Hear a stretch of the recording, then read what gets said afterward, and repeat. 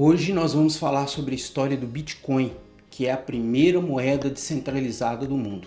Eu tenho inclusive que fazer uma correção aqui porque em vídeos passados eu falei que o Bitcoin seria a primeira moeda digital, mas não é verdade não. Antes do Bitcoin já havia acontecido outras tentativas de moeda digital, mas o Bitcoin foi a primeira que de fato foi implementada. Então, feito essa correção, esse disclaimer, vamos falar sobre a história dessa moeda. Olá pessoal, sejam todos bem-vindos e todas bem-vindas ao nosso canal. Como você sabe, nesse canal nós falamos de educação financeira e de investimentos. E nessa série que nós estamos produzindo, nós estamos falando sobre criptomoedas e como elas podem fazer uma bela diferença no nosso portfólio. Então, se esse tipo de assunto te interessa, eu convido você a deixar o seu like, a se inscrever no nosso canal, caso você ainda não seja inscrito, e ativar o sininho de notificação para que você seja avisado todas as vezes que postarmos algum conteúdo e assim você vai poder tomar benefício das discussões que estamos fazendo aqui. Então, bora para o nosso conteúdo de hoje.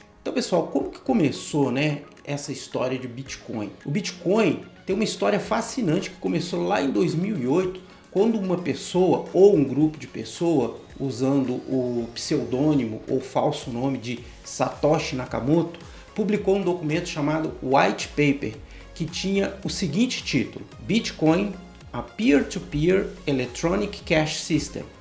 Fazendo assim uma tradução livre, seria alguma coisa mais ou menos como Bitcoin, um sistema de pagamento eletrônico ponto a ponto. Um sistema que permitia transações financeiras seguras, sem a necessidade de intermediários, como bancos, por exemplo. A expressão ponto a ponto quer dizer que o usuário desse sistema pode fazer uma transação diretamente com uma outra pessoa, sem depender de um intermediário. É como pagar ou receber algum bem ou algum serviço em papel moeda, ou seja, dinheiro vivo.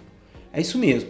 Quando você paga alguém ou alguma empresa com dinheiro vivo, você está fazendo uma transação ponto a ponto, diretamente entre você, que é um ponto, e o destinatário recebedor do seu dinheiro, que é o outro ponto. Note que quando isso acontece, não existe intermediação de nada nem de ninguém.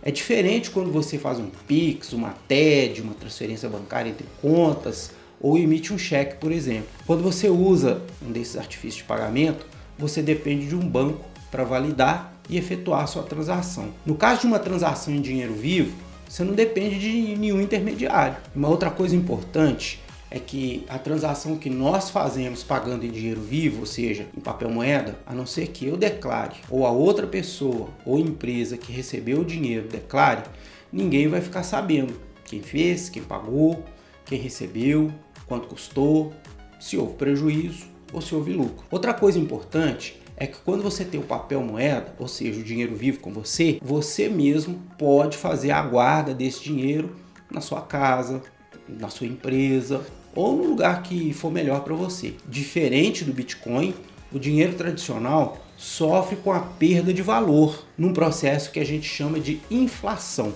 Além disso, existe a questão de segurança, ou seja, você corre o risco de perder o seu dinheiro caso alguma pessoa saiba onde você guardou esse valor e venha a furtar. Essa questão da segurança na guarda das suas moedas também é um fator importante nas moedas digitais, como a gente vai ver daqui a pouquinho. Mas a ideia do Satoshi Nakamoto, quando ele escreveu o White Paper do Bitcoin, é exatamente essa: propor um sistema de pagamento que não dependa de ninguém para fazer a intermediação dos pagamentos e manter a privacidade e o anonimato de quem faz a transação, e assim não correr o risco de ter o seu valor confiscado por ninguém. Além de manter a privacidade, uma outra coisa que esse sistema de pagamento ponto a ponto oferece é a possibilidade de você mesmo armazenar as suas moedas eletrônicas.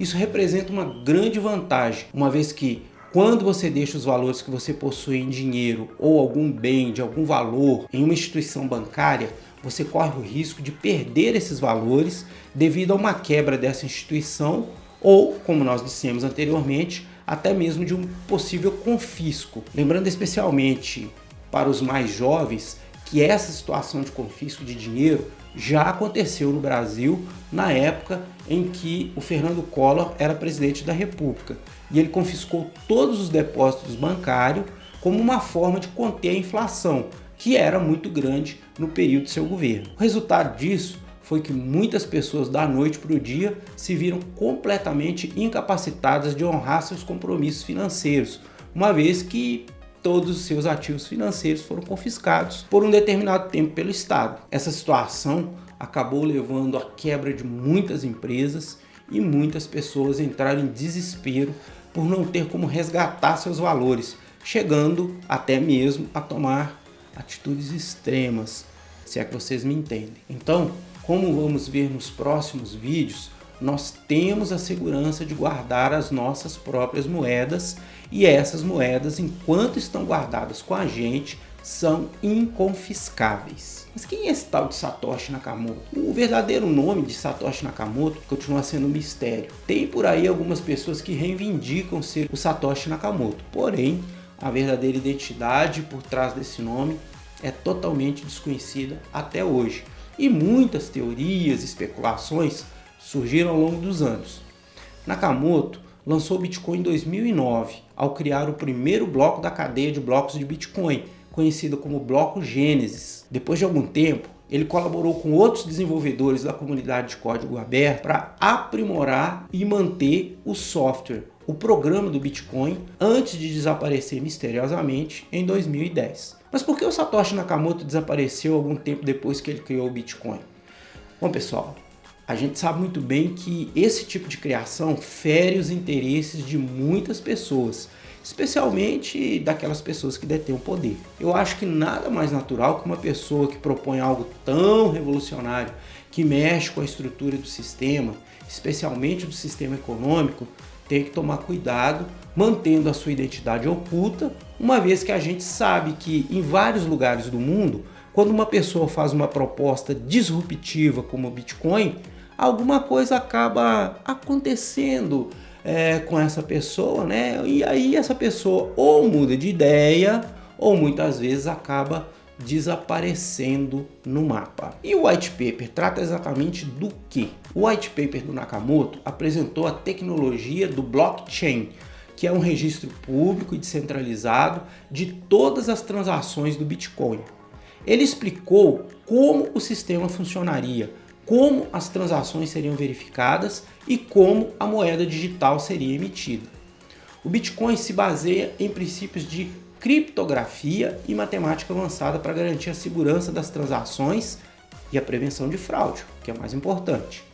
Vocês lembram que no vídeo passado eu falei um pouquinho sobre criptografia, inclusive dei um exemplo bastante simples para a gente tentar entender o que é que isso significa. Basicamente, criptografar alguma coisa significa codificar.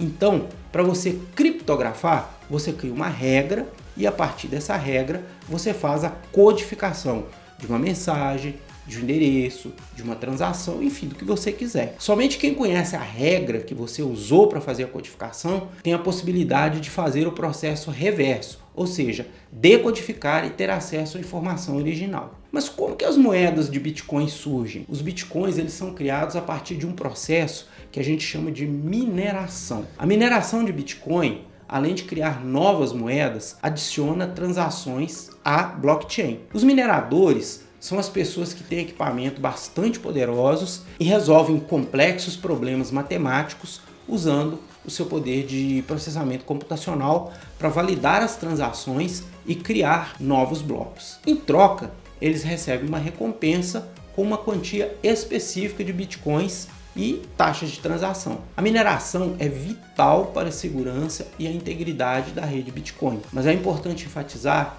que os bitcoins não serão criados para sempre, como veremos daqui a pouquinho. A mais ou menos a cada 4 anos, a recompensa dos mineradores é reduzida pela metade em um evento chamado halving. Isso é programado para ocorrer a cada 210 mil blocos. O objetivo do halving é controlar o fornecimento de bitcoins, tornando o Bitcoin mais escasso e resistente à inflação. Isso tem um impacto significativo na economia do Bitcoin, tornando essa moeda, né, deflacionária. Então o Bitcoin é frequentemente considerado um ativo deflacionário devido à sua oferta limitada. De acordo com o protocolo do Bitcoin, vai haver no máximo 21 milhões de Bitcoins em circulação. Isso contrasta com as moedas fiduciárias, como o dólar, o euro, o real, que podem ser impressas indefinidamente pelos bancos centrais. A escassez relativa do Bitcoin e o halving regular contribuem para a diminuição do suprimento de novas moedas, tornando essa moeda deflacionária. E vocês lembram que nós já conversamos sobre o valor relativo de um determinado ativo, né? Se esse ativo existe em abundância, o seu valor é menor. Já se esse ativo existe em uma quantidade menor, limitada, o seu valor se torna maior. A deflação é uma situação em que o valor de uma moeda aumenta com o tempo. É o contrário da inflação, que é a diminuição do poder de compra da moeda.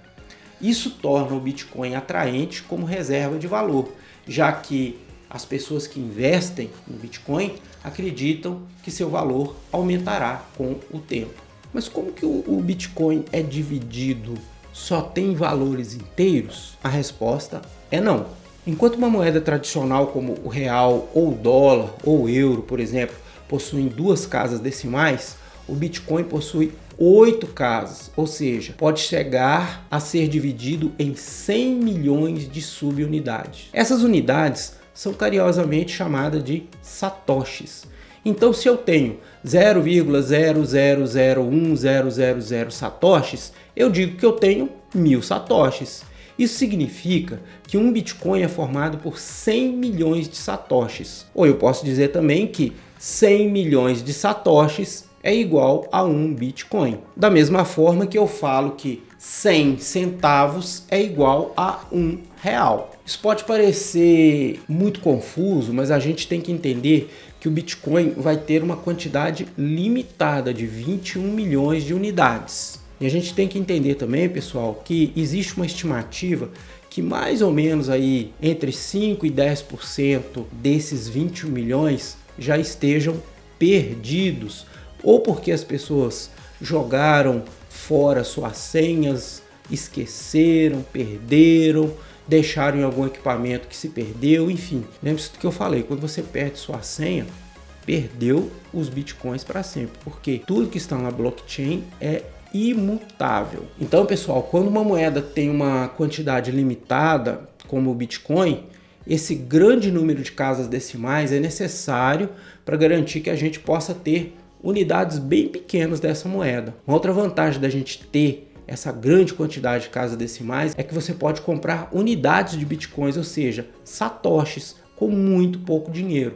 Para você ter uma ideia, na data que eu estou gravando esse vídeo, um bitcoin inteiro está em torno de 175 mil reais. Isso significa que um satoshi vale mais ou menos 175 milésimos de real. Ou seja, com um único real, você pode comprar mais ou menos 570 satoshis. Resumindo então, pessoal, o Bitcoin com essa história fascinante, né? Desde o lançamento do white paper do Satoshi Nakamoto até o sistema de mineração e o halving, é um ativo deflacionário devido à sua oferta limitada e à programação de redução de recompensa dos mineradores. Essas características únicas diferenciam o Bitcoin das moedas tradicionais e torna essa moeda uma escolha popular como reserva de valor e como investimento. Então, deu para entender um pouco da história dessa importante criptomoeda e do que ela representa? Ficou alguma dúvida sobre as coisas que nós discutimos nesse vídeo? Caso tenha ficado alguma dúvida, deixa ela aqui